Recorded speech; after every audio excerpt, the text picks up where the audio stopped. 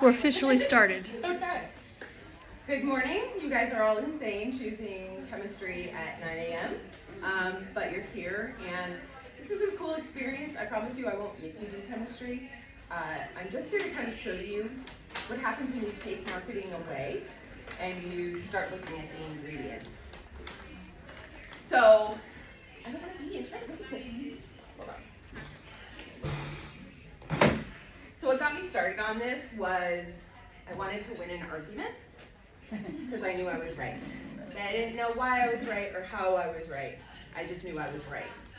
I spoke to a woman. I was asking for measurements for a formulation and her opinion on it. And then she was waxing poetic about a brand she used. And she's like, it's so amazing. I used to use another brand. I was allergic to it because there was ammonia in it. I knew what the product was. There's no way. But I wanted to win that argument and come with a thesis before I proved her wrong. I did end up showing her a Google Doc. So what I ended up doing is I ended up taking the ingredients from 4 different companies. She was talking about a demi. So I took 4 different demis from 4 different companies. And I ran it through my best friend ChatGPT, which is what started this all, and realized ammonia wasn't in it, but ethanolamine was, which we will get to. So I ended up winning the argument because I ended up going down a rabbit hole, lost my sanity, but I chose chemistry, specifically cosmetic chemistry. So I do want to do something fun. First off, I am trying to hit 1,500 followers, so if all of you could follow me for the love of God, I'm trying to prove a point to somebody, so if you could just do that, thank you so much, I'm begging. My pride is fully intact. I love the pettiness of all of this. Oh God, I'm realizing that most of my professional decisions have been run on pettiness and spite. At least I'm honest about it. All right, everybody got it? Please. All right. I have some beginning questions. Some of you are OGs like me. But I wanted to show you that this shows up more than just the hair industry. Pop culture shows cosmetic chemistry. Where are they referencing? You guys remember this? Raise your hand if you think it's number 1. Raise your hand if you think it's number 2. All right. Raise your hand if you think it's number 3. I knew I liked you. And raise your hand if you think it's number 4. Nope. All right. I like you guys. Jenny, why is it that Tracy Marcinko's curls were ruined when she got hosed down? Because they got wet? Exactly. Because isn't it the first cardinal rule of perm maintenance that you're forbidden to wet your hair for at least 24 hours after getting a perm, at the risk of deactivating the ammonium thioglycolate? Yes. And wouldn't somebody who's had, say, 30 perms before in their life be well aware of this rule? And if in fact you weren't washing your hair, as I suspect you weren't because your curls are still intact, wouldn't you have heard the gunshot? And if in fact you had heard the gunshot, Brooke Wyndham wouldn't have had time to hide the gun before you got downstairs, which would mean that you would have had to have found Mrs. Wyndham with a gun in her hand to make your story plausible. Isn't that right? If I say any of these things weird, do not judge me. I dare you all to say these things. So, like she said, chemistry. Pretty cool. So one of the biggest things I want to show you is that marketing is what tells us a story about the brand, but the ingredients tell the truth. I'm going to preface all of this. I do not mention a single brand. Every brand is here for a reason. Every brand is valid. Every brand has something that stands out more than the others. I also will never ever say an ingredient is good or bad. There's a lot more to it, especially now that I've gone down the rabbit hole. There's so much more than just saying PPDs are bad, or ammonia is bad, or sulfates are bad. It is a multi-layered experience that dictates what is happening with that. And also, we're all very different, so we all are affected by things very differently. But I want you to be able to start to see, by looking at just a couple of the first lines of ingredients, what story that company is telling you, what that product is telling you, and if it aligns with the goals that you have. for your client, for yourself professionally. So, you guys heard chemical free? Oh, chemical. Everything's a chemical. Water's a chemical. Hell, you can drown from water. But water's good for you, right? It's a chemical. We don't vilify anything because it all is taken within context. Preservative free. What happens if we don't use preservatives? Rots. If somebody is selling you a product and they say there are no preservatives in it, but they don't tell you to put it in the refrigerator and it doesn't have a short shelf life, preservatives are in it. Even if it's natural, but something's got to maintain shelf life. And just as a company, you have to have something like that. You can't have products on the shelf and it's going to go bad. That's silly. So organic hair color. There truly is nothing. That's no such thing. You need a synthetic ingredient, a couple different ones, in order to be able to get the permanent hair color reaction. This is great. All right, so marketing tactics. Fear-based language. You guys ever heard about this? Everything is selling you. We base a lot of our judgments off of fear, whether we realize it or not. Paraben-free. Oh my God, parabens are bad. Does anybody know what parabens are? It's just like a mysterious little ghost running after us. Fragrance-free, silicone-free, salon quality. It's all fear-based. Buzzword bandwagon. Clean, natural, vegan. What is that? There we go. Clean, natural, vegan, eco-friendly, professional grade. What does it mean by natural? Is it all natural? We just like these words. Clean, clean food, clean makeup, clean hair, all of that. There's validity to it, but it's only telling you a little bit of the story. I love this pretty.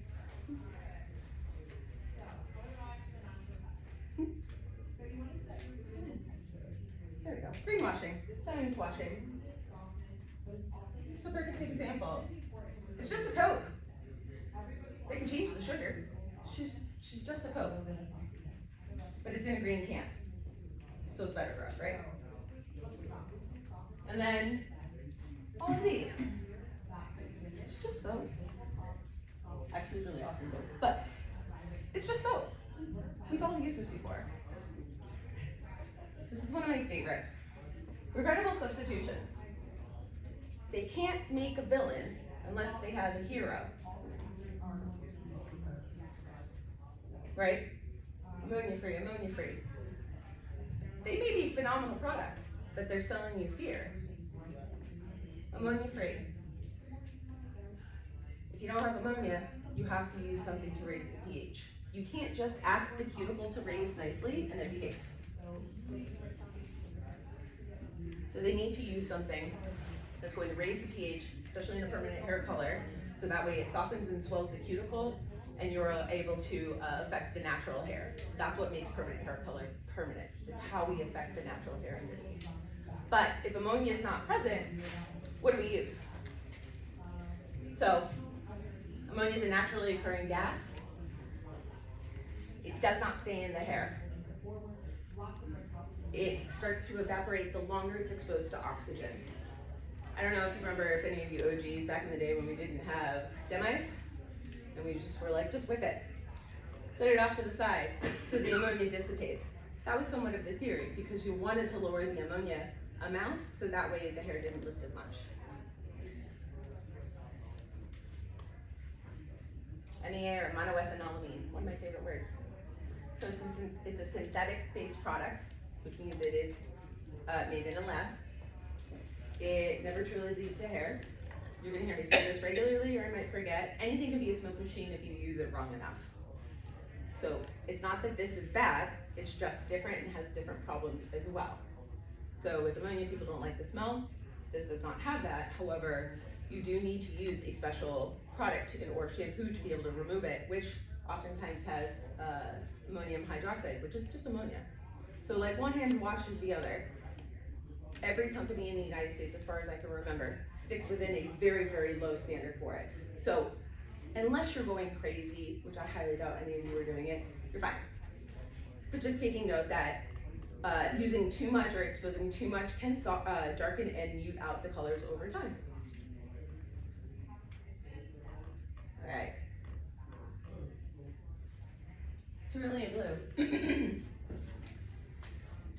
is a blue-green pigment first synthesized in the 18th century by Swiss chemist Albrecht Hopfner. Raise your hand if you think it's Beauty and the Beast. No? Okay. How about Clueless? Got smart people in here. How about Devil Wears Prada? Yeah? How about Marie Antoinette? Alright.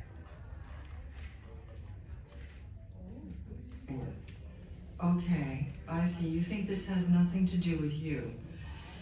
You go to your closet and you select, I don't know, that lumpy blue sweater, for instance, because you're trying to tell the world that you take yourself too seriously to care about what you put on your back. But what you don't know is that that sweater is not just blue, it's not turquoise, it's not lapis, it's actually cerulean.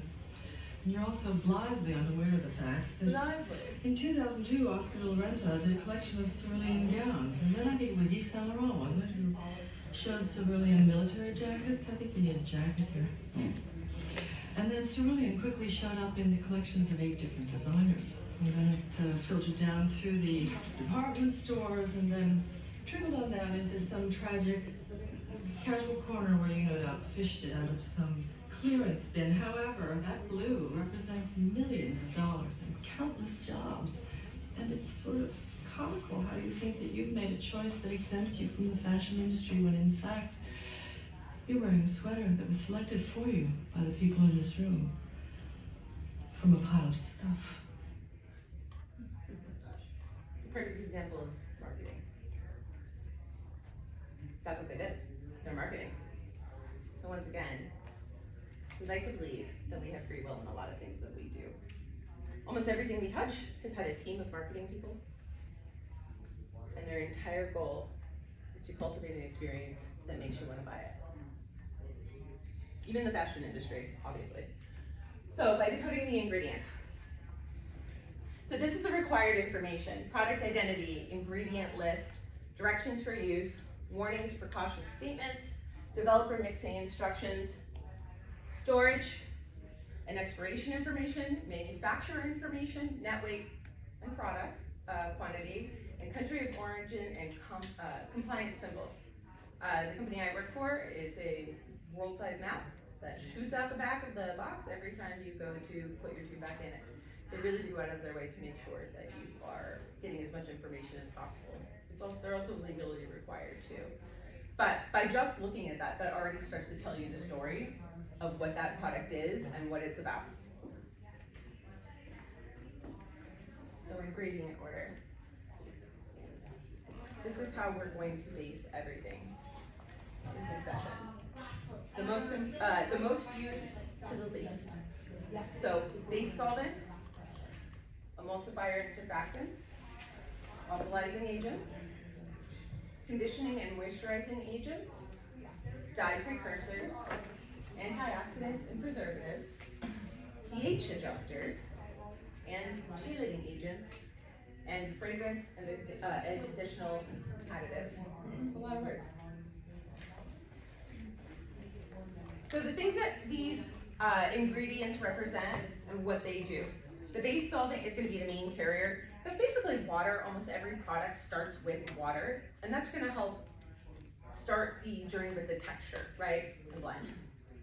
Emulsifiers and surfactants. This is where we start to talk about how it feels in our hands. It's an experience. The surfactants can affect how it mixes, also how it comes off the head. Alkalizing agents. This is there to raise the pH. It's there to soften and swell in different capacities based on the needs of the products. Like ammonium hydroxide is going to be one of them. Ammonium. Or monoethanolamine. That is another one. Conditioning and moisturizing agents. This improves the hair feel, the smoothness, and even manages damage. This is where you start to see things like keratin, One of my favorite things that I learned, everybody says, not ammonium, alcohol is bad, isopropyl, and then you have things like cetyl alcohol. So there's a difference between the two. Not all alcohols are created the same. Short chain are going to be drying. That's going to be isopropyl, something alcohol. If you put it on your hand, you see it dries it, right? Immediately. Whereas something like cetyl alcohol, that is a chain, I'm learning this, which is insane. It's a chain that goes, it's a long branch chain, and it goes from an oil to a cream, or a cream to an oil. That's where you start to get the moisturizing into it. Don't ask me how they do it, it's magic, I'm learning. I'm a high school dropout 3 times out, so the fact that I was like, you know what I'm gonna do? Chemistry. I've lost my mind. So dye precursors, oxidative dyes. This is what's gonna drive the color molecules. And it's really cool to see once you start breaking down how much is in each product. We're gonna compare unnamed brands later. And when you start learning stuff like this and you start seeing it, I look at these ingredients now like it's a story. And I'm like, no, they did not lead with that. Like 4 ingredients down, ethanolamine, how dare you? On the day I bought a book. So, antioxidants and preservatives. This prevents oxidation, microbial growth. This is what's going to protect it. pH adjusters, chelating agents. So these are going to be the little things that are added in that are going to assist the alkalinic ingredients. They're going to help drive it. So it's not always just ammonia. It's not always just ethanolamine. There are other ingredients that come in, and actually isopropyl can fall underneath that, that help make that go. It's like a kid behind you on the swing pushing, right? And then fragrance and additional additives. Good luck, there's so many. But they're at the bottom. And one of the cool things I learned, we were always taught, or I was always taught, the higher up it is, the more it is. The lower down it is, that's the least amount. Kind of. After a certain point, I believe it's 0.02% or 1% in it, anything underneath that, which is just basically like they ran past it, is at the bottom in any order. So the gibberish at the bottom may not be in order. It's also like somebody breathed on it. Like it's not really doing much, but it is playing a role just enough, okay? All right. Which iconic beauty product was once associated with contributing to ozone depletion due to the use of, ready? Chlorofluorocarbons. It's not my favorite. It's weird. As propellants. I hate CFCs even more. That's terrible. All right. Who thinks it's hairspray? It's because you're smart. And pretty. Ready? All right, this is my favorite one.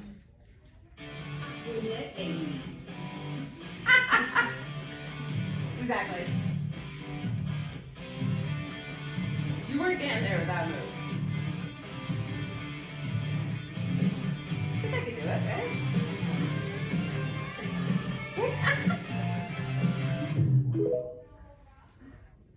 Yep. Chlorofluorocarbons. So, as it turns out, who's destroying the ozone layer? I remember, I always thought it was a wives' tale when I was growing up, when they were like, oh, Aquanet, it's putting a hole. What? Turns out, in the 80s, they loved their hairspray so much, it did actually happen. So nowadays, they use butane, propane, or compressed air. There's a company that I got to try out not too long ago, and you actually pump it before you spray, which I thought was really interesting. Sprayed it in the wrong direction, but that was just me. All right. This is my favorite part. All right. What we're going to do is, we have 6 different brands. I will not be telling you what any of them are. We have 2 professional. We have 2 professional adjacent. So that's going to be something like Sally's, where it's potentially owned by a professional company, but they have then since created marketing and products for people that are going to be able to have access to it, like Sally's. And then 2 drugstore. And let me tell you, I can explain exactly why we tell our clients not to use it. have to show them, don't judge me. So what I want you to be able to do, and the goal by the end of this, is I want you to be able to look at the top 3 lines. Don't worry about the nonsense at the bottom, you'll get there. But start to look at the top 3 lines. And I'm gonna tell you, put it into ChatGPT. Obviously, you're not gonna get 100% of the answer, but you're gonna get a lot more than any of us know. Do any of you know cosmetic chemistry? No. Same. Okay. But now, once you start becoming more familiar with it, like you already know things. You already know isopropyl. You already know ammonium hydroxide. You already know, I almost said chlorofluor, no. Monoethanolamine. You'll start to see recurring things that happen in between each one, and it starts to really start to explain the purpose of the product and the heart of the company. All right, right, number 1. So when we're looking at it, don't worry about any of this. We're looking here.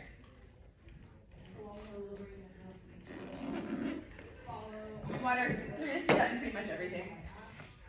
Oleic acid, that's gonna be moisturizing, olive 2, moisturizing and a bit of a surfactant. Propylene glycol, that is, I can't remember. But as we get down, hi, there's isopropyl. Is this gonna dry out your hair? Maybe, but it also can actually work with the texture of the product. It's not the first couple, but it's pretty high up, right? So then, soy triminium, I think. Chloride. It's interesting, right? So when you're coming in and you're starting to see, okay, that's not too terrible. Don't ask me what that is. That's questionable. Ethanolamine and ammonia. What do you think that says? What would be your first instinct? It might be drying. It also is, they're very strong ingredients. So when you put all 3 of them together, that's what's driving that product. When I see something like this, I start to see, okay, it needs to be more effective in an easier way for anybody. What would that say about that product? So, you can see where the oxidative dyes, ammonia, I'm not even gonna change that, I really like that, ammonia. Highly active, pH. That was right, surfactant, emulsifier. So when you start to look at the conditioning profile, there's minimal support. Just those 3 ingredients alone start to tell you what's happening with the product. No proteins, silicones, or rich botanical oils. The company's probably going to recommend a specific conditioner that you use afterwards, which is a blessing and a curse because you want to lower that pH anyways once you're done. And you're not, people say like you're opening a door and closing a door when reference to cuticles. I'm going to explain to you my favorite thing. It's called the Skittle theory. Read your lines, I promise it makes sense. So, are you guys familiar with the pH scale? So, 0 to 6 is acidic, 7 is neutral, 8 to 14 is alkalinic. Cool? Natural hair sits at about 3.5, 4.5, 4.5 to 5.5, depends on where you live. So hair's basically tofu, right? So in order for that cuticle to start raising, you need to raise that pH to at least a 9. Now in demis, they can use ethanolamine to slightly soften the exterior. Skittle theory. A 0 to 1 is gonna be a Skittle you have in the freezer. If you pull it up, go to squish it, she ain't doing nothing, right? 14 is gonna be this bag of Skittles you left in your center console in July. When you go to reach in, it's just smush. That is a personal experience. You can't do anything with it. It no longer exists as a Skittle, right? So a perm is taking a cold Skittle, warming it up, changing the shape, and rapidly cooling it down so it holds the shape. Make sense? Right? So what we're doing with that Skittle, or like even like hair color, is we're warming up the Skittle. So when you go to squish it, not hard, because you're not gonna smash it, but you wanna be able to break the exterior and you see it soften and swell. That's more what hair does. There is a bit of lifting, but what you're doing, when they say soften and swell, they mean softening the exterior of the Skittle and open it to create room. That's how it behaves. If you're not bringing it back down, the pH back down, and cooling that Skittle down, there is potential for color molecules, moisture, everything to start leaving the hair. So when a client says, my hair color faded really fast, and that Skittle is still hot, I can't swear, still hot, that starts to explain it. Also, what's the pH of the products that you're using? That plays a huge role in everything that we do. The water, hard water, mineral water, all of it. It affects the hair. It's such a multi-tiered experience. All right, so my deck is gonna get shiny and fragrances. So when we look at all of these, they lead with chemistry. It's designed for, like, what did I say? Durability. It needs to work, and it needs to work quickly. So dual alkalizers, that's where we start to get kind of questioning it. That's a strong, aggressive way to go about warming up the Skittle. Heavy surfactant. So it's limited to no conditioning support. That isopropyl, man. So this is more about function than hair health. It has minimal emphasis on clean beauty. But what do we talk about clean? What does that mean, clean beauty? So there's no natural extracts, no reparative. It's a heavy surfactant system. Would you say it's professional, professional adjacent, or drugstore? No. Seriously? It's professional adjacent. So like, kinda, but no, it is professional adjacent. It is available to MS. See, the rabbit hole, it speaks. All right, let's try that again. Brand number 2. Ethanolamine is kind of higher up, not bad, not terrible. Long chain, remember I was saying? So moisture emulsifier, and then we're raising the pH. I love that word, propyl. This starts to say a lot more. Hydrolyzed oat protein, hydrolyzed rice bran, and then you start to see natural extracts in it. Tells a different story, doesn't it? Cut. The core chemistry, pretty straight across the board. The alkalizers, ethanolamine. So like emollients and oils. Something I found to be very interesting, because I know this brand. Synthetic beeswax threw me off. Right? Why would they use synthetic beeswax? The proteins are hydrolyzed oat, rice bran, and then it just leans a lot on botanical and natural ingredients. So this has a full spectrum. It uses ethanolamine, but it also uses sodium sulfate to assist, and then as an antioxidant. It has a lot of natural ingredients. So if you go back to looking at it, this tells a completely different story than the other one does. Whereas the other one was all about function and getting it done, this starts to tell you that they take care of the hair more, right?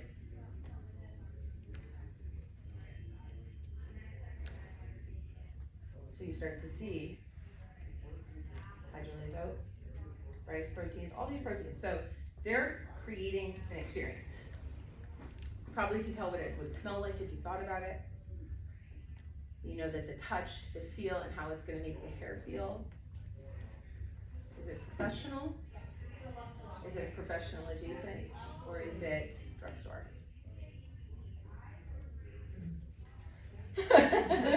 Like one of them's going to be right. Professional. So this brand says that they use a lot of natural ingredients. Their website is extraordinarily greenwashed. It delivers a message. It's beautiful, if I'm being really honest. And they're vegan. Beeswax. I want to know what it is though. How do you make synthetic beeswax. So my question with the synthetic beeswax is, it's like immediately allergies, right? So are you creating a synthetic to reduce allergies? Vegan. Because it's vegan. Well, vegan, yeah, but I mean, like, also, like, you think you're more natural and all that, or you trying to create less? Possible. I started looking up synthetic beeswax and how it is made, and some are sourced from petroleum. Going down the rabbit hole sucks. Then you start to go, why? I'm gonna call the company directly and ask them a lot of questions that's gonna make them uncomfortable. They love to see me coming. All right. Brand number 3. Start to see the difference. 1, not a lot of ingredients. Yeah, Way less. So, I'm not gonna say that one. Murder it. Moisture. And phenolene. So, you know immediately, right out the door, their goal is to start raising the pH. And there's just not a lot. Or shea butter. Just shea butter. She's coming in at the, I am not saying that word. Shea butter, look at her, in for the assist at the bottom. She's like, Better I'm late than here. never. They say better late than never. Yes, exactly. So our core chemistry, pretty traditional amount of oxidative dyes. It's kind of on the lower side of quality. So our alkalizers, ethanolamine and sodium hydroxide. This says that it works, might be kind of drying. The surfactants, very similar to the other ones. Basic emollient with single standout ingredient, shea butter. Just trying for softness, but there is no advanced conditioning, no protein repair. So the goal, if I were to take this literally, is to just put color in the hair. The goal is just put it in there, and hopefully it stays and doesn't look weird. You're not looking at any sort of reflection. You're not seeing a lot happening from this product. So, performance oriented. It's not trend focused. They're not adding botanicals and oils and moisture. It is effective. But there's really no effort to remove sulfates, fragrances, or to avoid, sulfates, fragrances. It's just kind of like, here's your workhorse. It's cost-conscious formulation. So when you start to look at the dye molecules that they're using, the dye intermediates that they're using, and you start to look at the ingredients, they did not spare a penny for the extra fluff, right? There's nothing creamy in it, no keratin. So it is consumer centered. It's fine. And there's no free from. So you're like, there's your color. Is it professional? Is it professional adjacent? Or is it drugstore?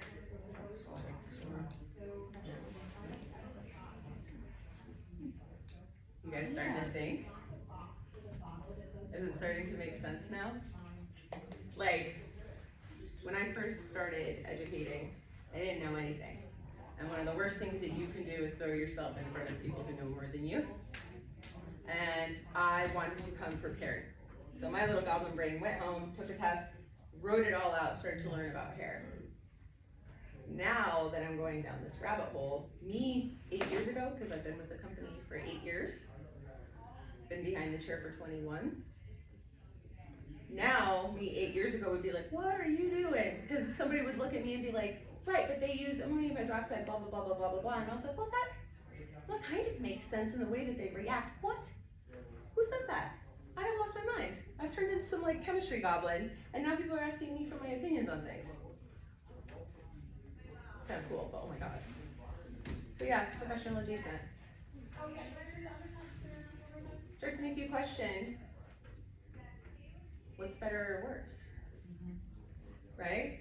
If our clients are like, we're like, oh, okay, well, they went to Sally's and they got or them actually, they go and like, well, I went to Sally's.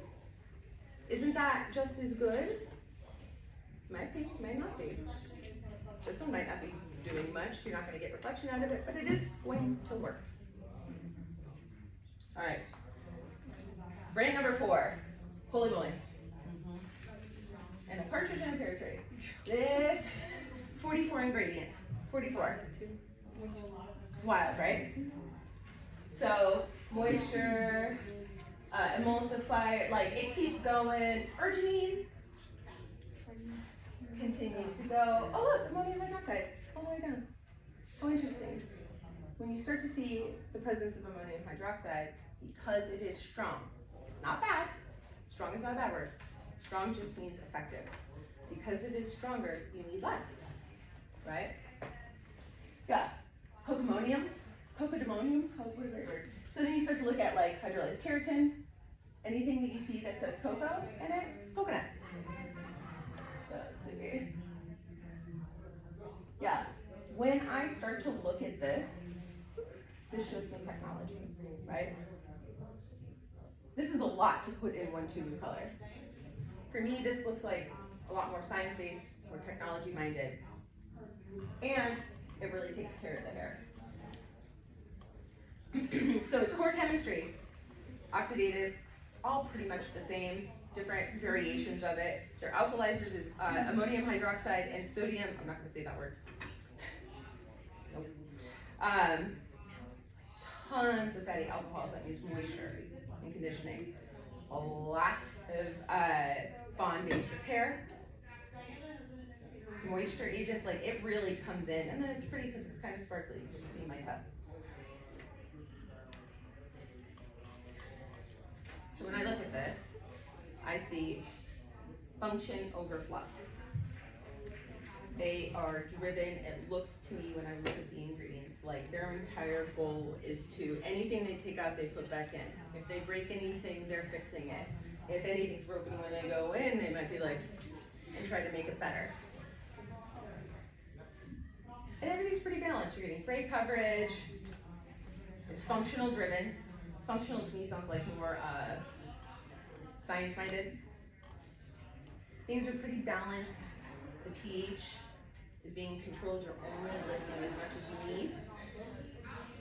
And then it comes in with like detangler, humectants, ton of stuff. But science, smart science over scare tactics. It doesn't avoid ingredients just to look clean. Does that make sense when I say that? So what that means is you're getting technology, not trend. That to me is huge because trends come and go. It's just why I like technique. I like techniques over trends. Personally, as a stylist, I don't care what the next balayage is. I want to know how to do it at its basic form. I don't care what the next trend is. I want to know how to microlight to the scalp and to make it look like it never was their natural hair ever, or that is their natural hair and they never had it colored. I want techniques, but that also starts to apply with this. I want function, not trends. And it comes and goes. Right now, I think we're pretty heavily into the green, like clean green kind of phase. Is this professional? Professional adjacent? Or drugstore? You guys are afraid to say it. What? Professional. Yes. Starts to make sense when you see the difference, right? It says a lot to be able to see this versus, pretty cool, right? You're regretting chemistry at 9 a.m. All right. This one makes me crazy. Okay. You ready? This is Drugstore. huh? Is that less than the other one? Okay. This one makes me nuts. Water. Okay. Fine. Isopropyl. Are you kidding me? Are you kidding me? What? Evanolame. This is like you can't go down the slip and slide drive. Like this is moisture just enough to make it happen. What? What does that mean? And then everything else starts to like. Oh look, we have keratin. And so Camino. Oh, that's so nice. Also, none of this is citrus. By the way, it's all floral. Makes perfect sense. Green. I thought those were citrus. It wasn't. Talk about telling a story, huh? Once you start looking, you can't unsee the things. Watch. Wait for it. Ah! What?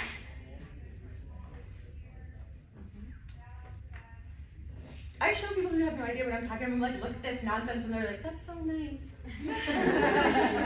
Like, no, it's not, it's terrible. I'm like, go away. So its primary oxidative dye is PPD, which means there's a lot of it. It's not being dispersed by others. And then the dye intermediates, these are the supporting ones. It ain't a lot. And these are on the lower end. Alkalizers, ethanolamine. No, it's not. It's also isopropyl. Not isopropyl. Yeah, it's isopropyl. So the isopropyl is actually going in to help create a sensory effect. It helps emulsify it and break it down. But because it's extremely drying, it means it's going to dry and set a lot quicker. So it also helps dry it.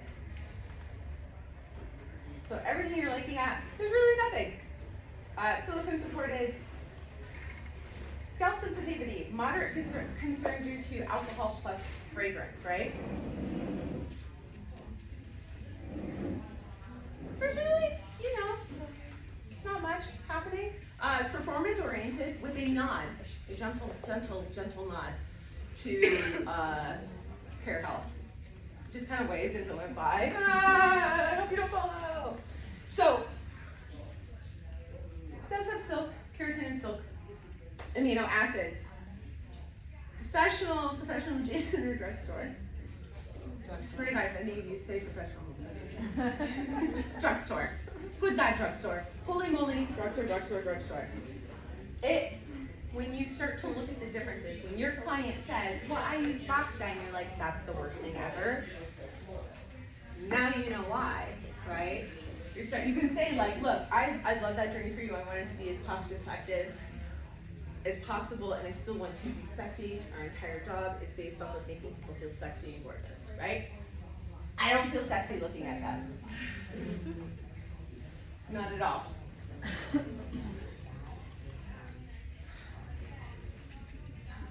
All right, this is our last one. Brain number 6. That's what my favorite looks like. Hey, look at that. This one's interesting. It's more than the others, especially the last one. Not so much as the 44 ingredient list. Moisture plus moisture raises the pH a little bit. Okay, I'm gonna make my hydroxide consistent, not gonna live in the hair. Then we start to get to like, oh look, sunflower seed oil. There's dimethicone in it, which is a silicone. Start to tell a little bit of a story of that. Oh, that's towards the bottom. And you're starting to see like rosemary extract, rapeseed oil. By looking at this, you start to see that it's a well-rounded, kind of like somewhere in the middle experience. You're getting effectiveness, it's not driving it too hard, they're not kicking the door down with isopropyl. So it's high performance and there's comfort to it. That dimethicone means it's going to slide out. It's going to have like a premium feel to it. Because even as we mix, like I know I have favorite brands that I like to mix color for because some of them mix better than others.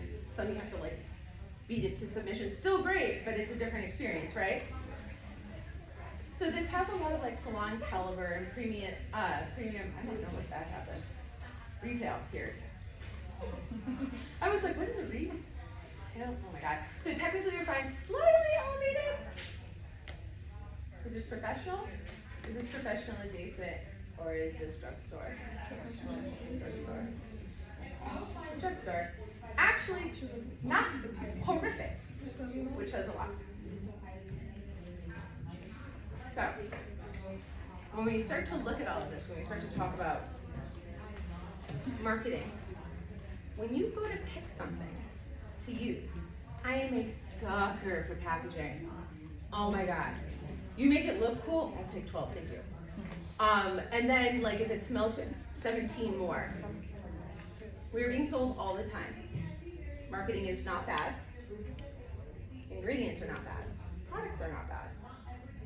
Becoming a more informed user, so when you go to decide what color line you want to use, what styling products you want to use, by understanding that once you take away that marketing, you're seeing the heart of that product, which means the heart of the company. That tells an entire story. That makes you a better hairdresser. Because now you can tell your clients, please don't use box dye. Here's why. Not just because it has waxes or oils or anything like that. Here's the scientific background. Once again, I love to win an argument fueled by spite. Spite is winning arguments. This makes you win an argument because you can't fight science. It's a nice linear structure. Any questions? I know it's a lot. Yes. Have you found if there's any difference in price points? Okay. So what she asked is if I had found if there was any difference in price points. Yes. But I will say the price point only started to shift when I got to professional. But truly and honestly, professional adjacent wasn't that much cheaper. So when we start to look at professional adjacent, thank you, they then have to buy the developer and the color. We all know that nonsense, right? Where it's not just the tube of color now. They have to buy the whole experience and hopefully gloves because none of them can put it where it's supposed to be. Why do they get it on the ceiling? Before I was a hairdresser and I was using box dye, don't judge me, I didn't know. It was a long time ago, 21 years ago. I used to color my hair black and I used not a great one. It was cheap, very cheap, very, very, very cheap. And I had the bottle in my hand and I had those crappy gloves that they give you and the bottle slipped, hit the ground, sprayed the ceiling and the walls. Level 1. That doesn't come out. Sure doesn't. Sure does not. You know what else doesn't know? Primer. Hilts. Came right through. I didn't get my deposit back. So, this fuels us. This allows us to be able to talk with them and become, see, here's the deal. An educated hairdresser is a better hairdresser. An educated client is a better client. This sets you up for success no matter what brand you use, who you work with, even if you jump. Starting to look at these things, and if you don't understand it, I'm telling you, my best friend ChatGPT, just type it in. It may not be a full picture, but it gives you a better understanding. And a lot of us went from high school to beauty school, right? Or high school and beauty school. A lot of us didn't go to college. I dropped out 3 times. If you're gonna do it well. This gives us the opportunity to bridge the gap. Chemistry was probably awful. I don't know, I wasn't there for it. This gives you the ability to see it quicker. So we already did that. So I am a Joico brand educator. I've been with them, like I said, like 8 years. It's coming up on 8 years. I've been behind the chair 21. I'm a salon owner. I own Mirror Beauty in upstate New York, about 5 hours, long 5 hours from here, through the woods and the mountains. I would absolutely love it if you guys follow me. If you have any questions, or if you run into some things that you really want to know a little bit more about, I love this stuff. It burns my soul. It makes me feel better as a person, because I want to help you win an argument. Thank you so much for spending your time with me. Thank you.